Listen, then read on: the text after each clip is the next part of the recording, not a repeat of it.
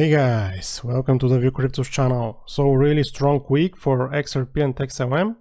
The current price of XRP is 60 cents and the price increase of XRP for the last 7 days is 115%. And XLM, the current price of XLM is 33 cents and the price increase for the last week is 21%. So there was an event last week and it is called the Davos Agenda. The COVID-19 pandemic has demonstrated that no institution or individual alone can address the economic, environmental, social, and technological challenges of our complex, interdependent world. The pandemic has accelerated systemic changes that were apparent before its inception. The fault lines that emerged in 2020 now appear as critical crossroads in 2021. The time to rebuild trust and to make crucial choices is fast approaching as the need to reset priorities and the urgency to reform systems grow stronger around the world. The Davos Agenda is a pioneering mobilization of global leaders to shape the principles, policies, and partnerships needed in this challenging new context.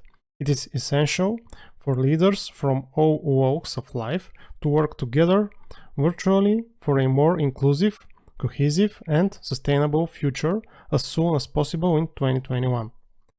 And of course, there are some very interesting panels in the Davos Agenda, so I have selected some interesting parts of the panels related to the digital currencies and CBDCs, cryptocurrencies and blockchain networks. So before we can watch these parts, let's first talk about the XRP Ledger and the Stellar network. As you know, the XRP Ledger and the Stellar network are perfect for issuing digital assets and CBDCs. And of course, last month we already saw that the Ukrainian government announced that they are going to partner with the Stellar Development Foundation in order to issue CBDCs on top of the Stellar network. And this is huge news. We also know that different central banks are looking at the XRP Ledger for issuing CBDCs, for using the XRP Ledger to issue CBDCs.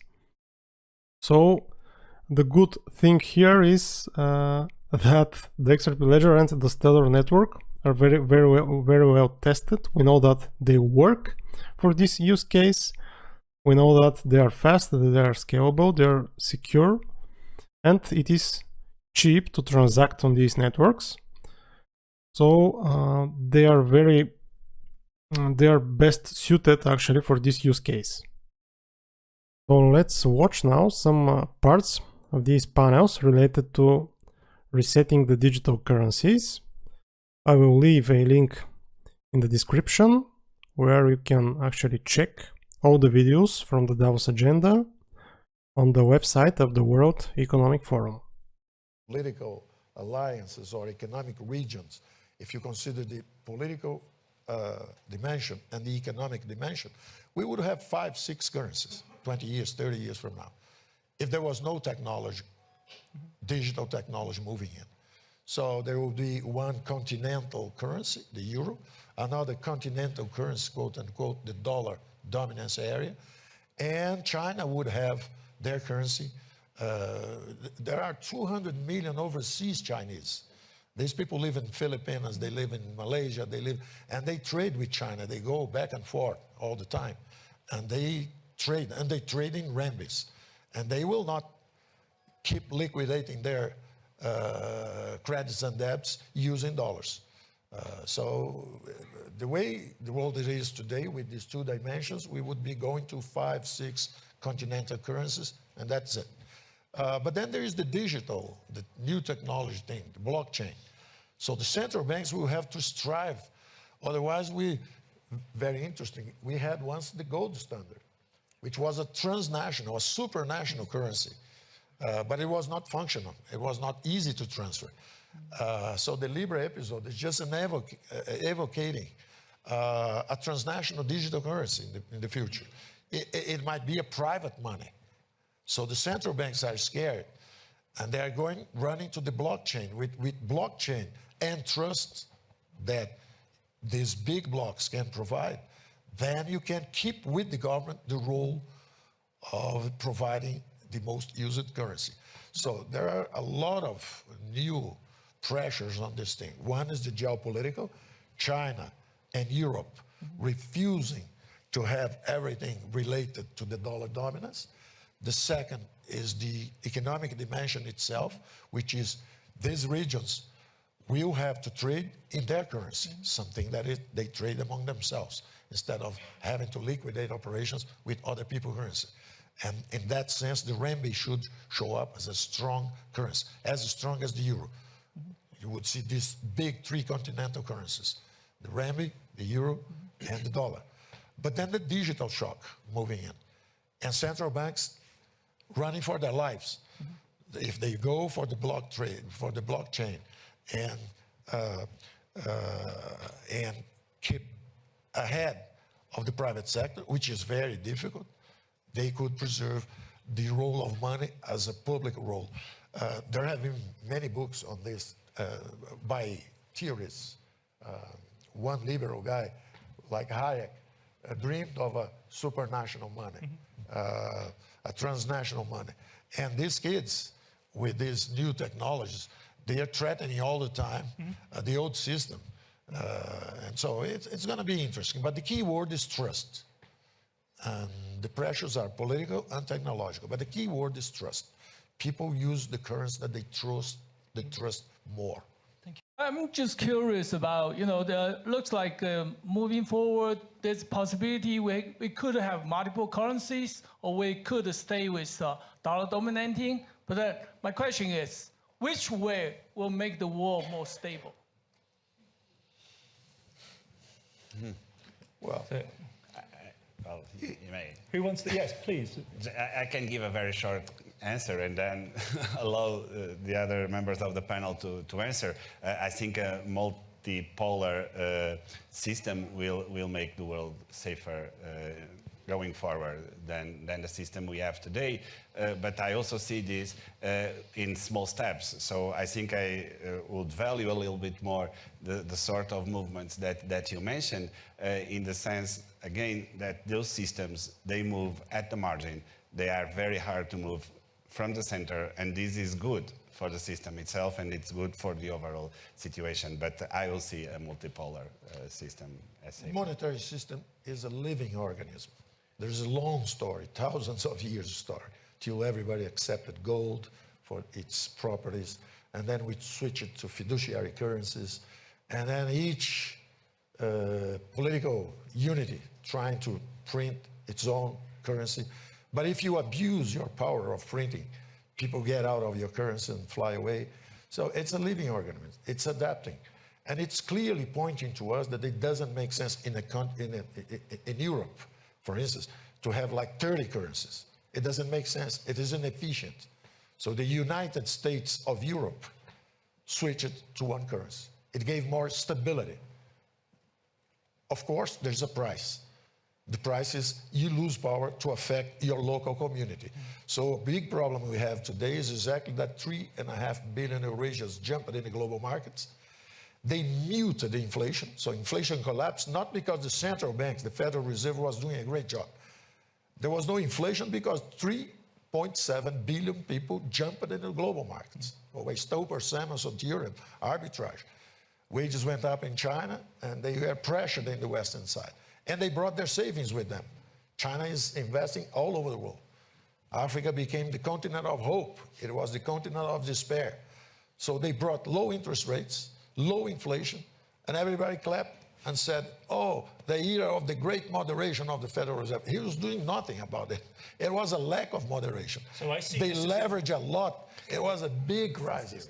And people run to that system because they were ignorant of what was happening in America. If they knew, they would run in the other direction. So that is a fact, if you study what really happened.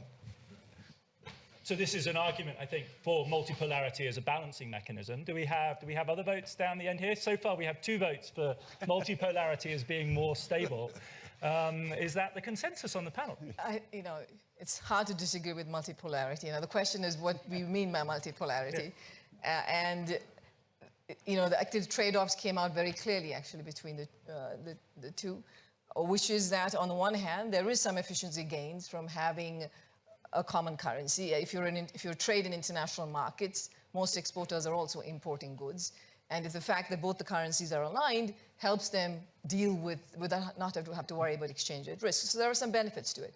But on the flip side, of course, is you have what we now call the global financial cycle, which is that whenever the Fed eases monetary policy or risk rates go down, everybody else in the world has to deal with that. So the question is, I think there is absolutely a good argument for what Minister Centeno said, which is that it looks far more unbalanced than it should be. And there could be some more balance. And I would just add one more point to it, which is, besides this aspect of the dollar and everything, I think another role that it's important to emphasize that the world needs more financial inclusion and much better cross-border payment mechanisms. And I think technology can play a very important role there. Sue, the final word. I think it may sound like I'm reading off Gita's script. I'm thinking of something that's like an electrical or digital version of the SDR, which you can have a basket of multiple currencies, which is going back to the multipolar system, but we dynamically evaluate which currencies get added or dropped, and then we dynamically shift the weight of the currency. And then because of the technological advancement, we could have that far more adapted than the current SDR than what we have. Thank you. Well, the problem with these panels at Davos is they're always too short. There's always too much.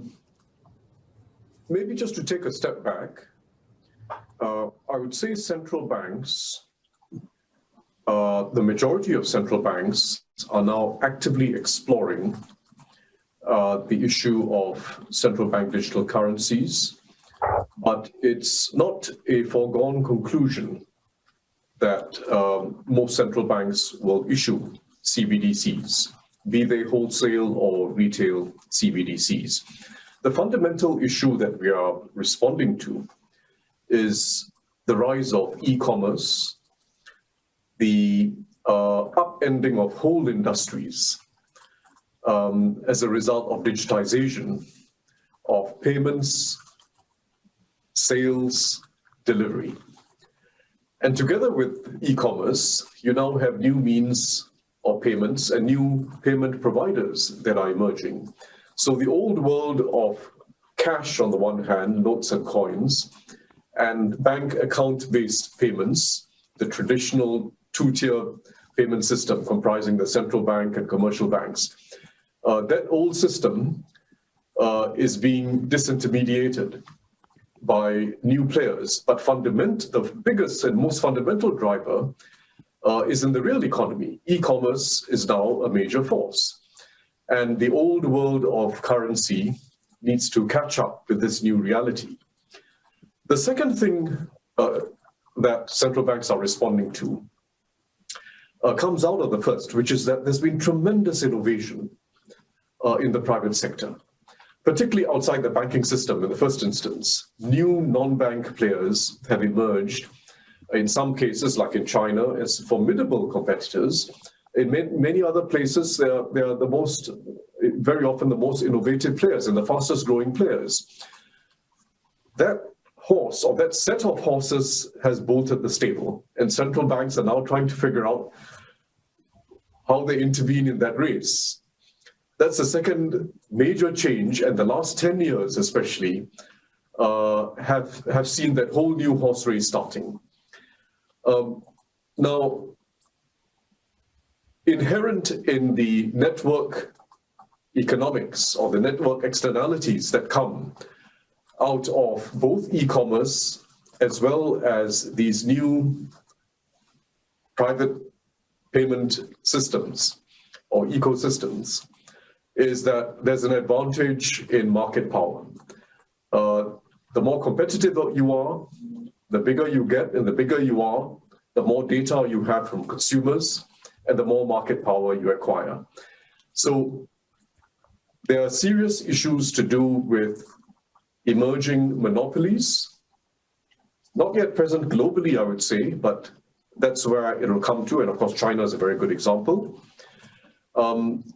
and also serious issues to do with the fact that these are typically, as they get larger, closed-loop ecosystems. They are walled gardens, in other words. And what we have to do in the interests of a vibrant, competitive, and efficient payment system is to restore biodiversity. You can't have walled gardens constituting your national payment system. You need biodiversity, and you need interoperability. And that's where we are coming into it as central banks. It's not so much about CBDCs, central bank digital currencies per se, but about what we do about this whole new innovative landscape. We don't want the race to stop. And I think our attitude should not be, at this point, to pick which horse is going to be the winner. Our attitude shouldn't be to try to halt the race.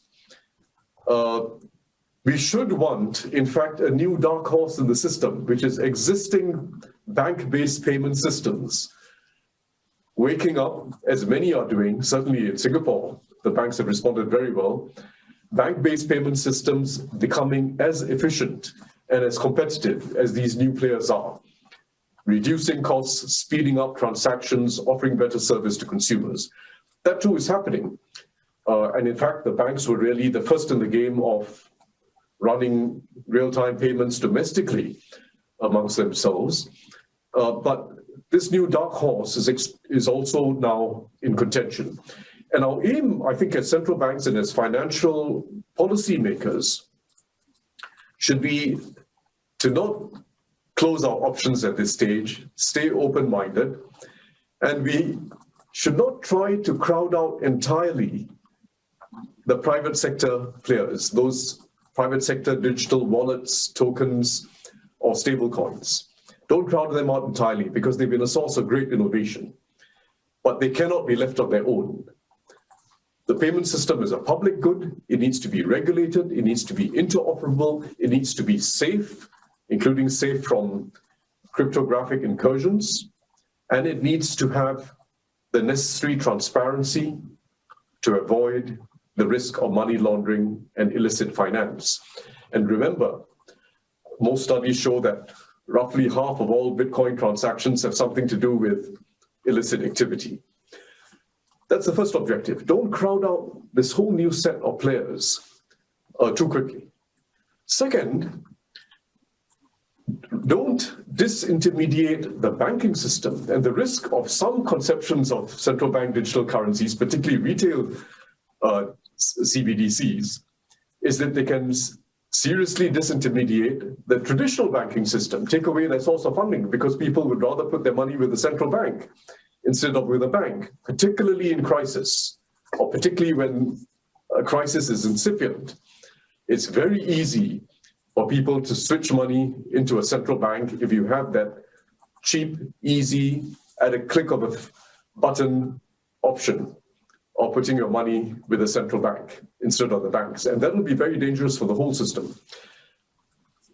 If we do have a central bank digital currency, which I think is still an option on the menu, not yet decided in most cases, it should make sure that it avoids crowding out entirely the private alternatives with the new stable coins and tokens.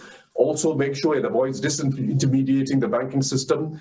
And where possible, allow for greater private sector competition. In fact, it's quite interesting because new players in payments may find it easy to ride on a central bank digital currency, offer smart contracts and the like, and they don't need to invent their own e-money, they don't need to go around acquiring merchants, they just ride on a central bank digital currency and offer their own services. Even in countries which are relatively unbanked, in other words, where the traditional banking system hasn't reached very far, particularly in rural populations, there are very interesting examples of central banks who are now experimenting with CBDCs that come together with bank accounts. So in Cambodia, for instance, which has high mobile and e-money penetration, but is a relatively unbanked population, the new CBDC wallet, which the central bank has introduced, comes with a bank account linked to it.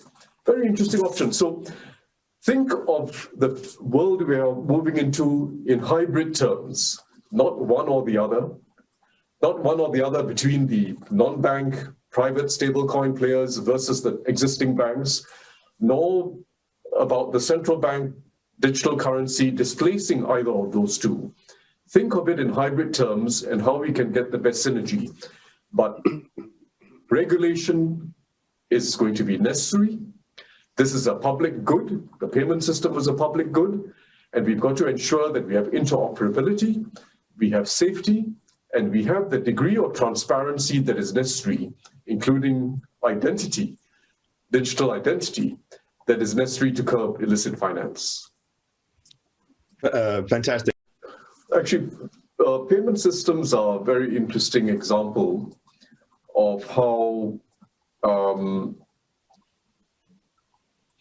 I wouldn't say multilateralism, but a broad set of international players are now actively collaborating with each other. International regulators and central banks are actively collaborating with each other.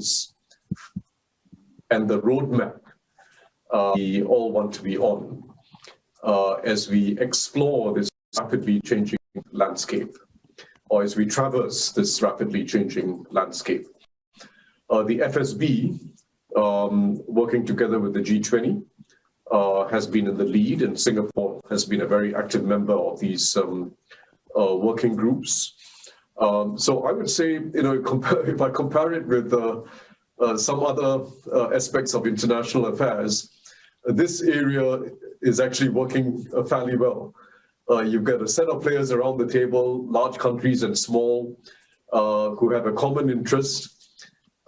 Central banks tend to think roughly alike, a common interest in safety, stability, efficiency, resilience. And that process has already gone forward a fair bit.